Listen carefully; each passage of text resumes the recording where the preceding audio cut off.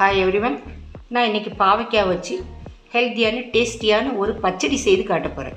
எல்லோரும் பாவக்காயில் குழம்பு பொரியலும் தான் பண்ணுவாங்க.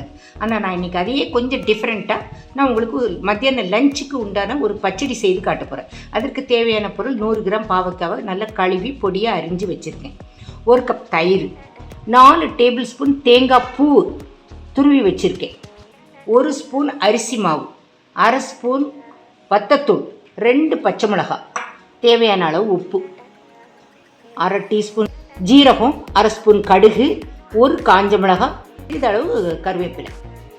இப்போ நம்ம பாவக்காய் பச்சடிக்கு தேவையான இந்த பாவக்காயை எடுத்து ஒரு பவுலில் மிக்ஸ் போட்டுக்கிடுவோம். இப்போ இதோட வத்தத்தூள் நம்ம எடுத்து வச்சுருக்கோம்ல, அதையும் இதோட ஆட் பண்ணிடுவோம். அரிசி மாவு நம்ம எடுத்து வச்ச அரிசி மாவு அதையும் போட்டுருவோம். தேவையான உப்பு அதையும் போட்டுருவோம். இப்போ எல்லாம் நம்ம சேர்த்துட்டோம். இதில் பாவக்காய், அரிசி மாவு, வத்தத்தூள், உப்பு. இப்போ இது அவ்வளோத்தையும் நல்லா கலந்து விட்டு வச்சுருவோம். இப்போ நம்ம இந்த பச்சடிக்கு அரைக்க தேவையான பொருட்களை ஒரு மிக்ஸி ஜாரில் போட்டு நல்லா அரைச்சி எடுத்துக்கிறேன். முதல்ல தேங்காய் பூ போட்டுக்கிடுவோம். நம்ம எடுத்து வச்சுருக்கோம்ல இந்த தேங்காய் பூ, இதை இதில் போட்டுக்கிடுவோம். இதோட 2 பச்சை மிளகாய் நம்ம கழுவி எடுத்து வச்சுருக்கோம், அதையும் போட்டுருவோம். இதில் கொஞ்சமாக கடுகை ஆட் பண்ணிக்கிடுவோம். அதோட இதை எடுத்து வச்சு இந்த ஜீரகம் ஃபஸ்ட்டு இதை தண்ணி ஊற்றாமல் நம்ம கொஞ்சம் குறகுறப்பாக அரைச்சி எடுத்துக்கிடுவோம். இப்போ நம்ம கோஸாக அரைச்சி எடுத்துகிட்டு வந்துட்டோம். இப்போ இதோடு கொஞ்சம் தண்ணி சேர்த்து அரைக்க போகிறோம். கொஞ்சமாக சேர்த்துக்காங்க. இதை அரைச்சி எடுத்துக்கிட்டோம். இனிமே அடுத்த ஸ்டெப் நம்ம வந்து பாவைக்காவை இந்த கலந்து வச்ச பாவைக்காவை நம்ம வறுக்க போகிறோம். கடாயில் 1 ஸ்பூன் தேங்காய் எண்ணெய் ஊற்றிக்கிறேன். இப்போ நம்ம எடுத்து வச்ச இந்த பாவைக்காவை அதோட போட்டு நம்ம வறுத்து எடுத்துக்கிடுவோம்.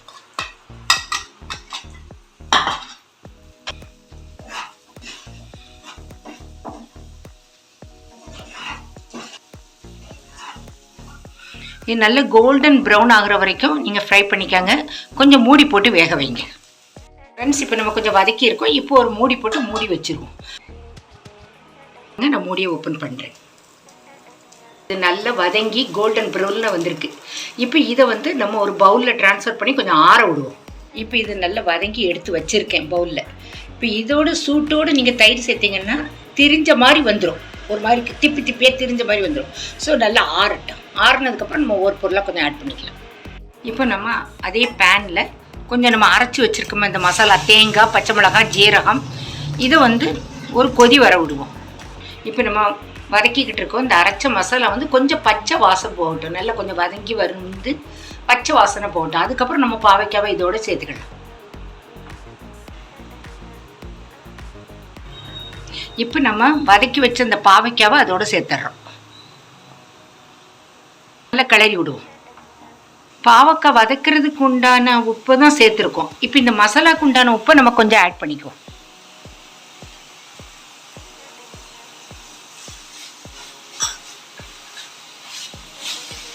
ஃப்ரெண்ட்ஸ், நம்ம அரைச்சி வதக்கின மசாலாவோட இந்த வறுத்து வச்ச பாவக்காவை நம்ம சேர்த்துட்டு இப்போ இது எல்லாம் கரெக்டாக நல்லா அழகாக வெந்து வந்துருச்சு. இப்போ இதை வந்து ஸ்டவ் ஆஃப் பண்ணிவிட்டு கொஞ்சம் ஆற விடுவோம்.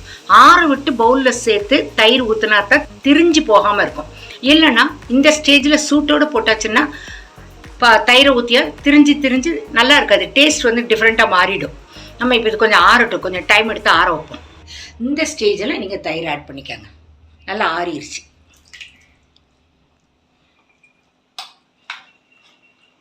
ஃப்ரெண்ட்ஸ், இப்போ தயிர் போட்டு கலந்துட்டு இந்த ஸ்டேஜில் கொஞ்சம் சால்ட்டு டேஸ்ட் பண்ணி பார்த்துக்காங்க கரெக்டாக இருக்கான்னு. நம்ம இந்த பச்சடிக்கு தேவையான ஒரு தாளிப்பு அதில் சேர்க்க போகிறோம்.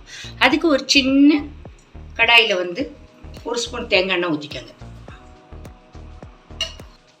இப்போ இதில் கடுகு சேர்த்துக்காங்க. இப்போ நம்ம எடுத்து வச்ச ஒரு காஞ்ச மிளகாய் அதையும் சேர்த்துக்காங்க. இந்த ரெண்டையும் முதல்ல லைட்டாக வதக்கிக்கிறோம்.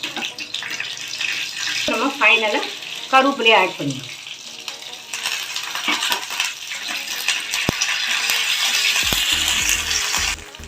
இது முடிஞ்சது. இப்போ ஸ்டவ் ஆஃப் பண்ணிக்கலாம். தாளிப்பை வந்து நம்ம இதில் சேர்த்துக்கிறோம்.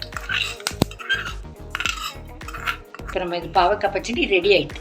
இப்போ இது வந்து நம்ம சாம்பார், காரக்குழம்பு, புளிக்குழம்பு, வத்தக்குழம்பு இது எல்லாத்தோடையும் வச்சு சாப்பிட்லாம். ரொம்ப டேஸ்ட்டாக இருக்கும்.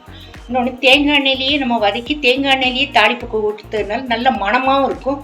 நீங்கள் வீட்டில் செஞ்சு பாருங்கள், உங்களுக்கு பிடிக்கும். தேங்க்ஸ் ஃபார் வாட்சிங் மை சேனல்.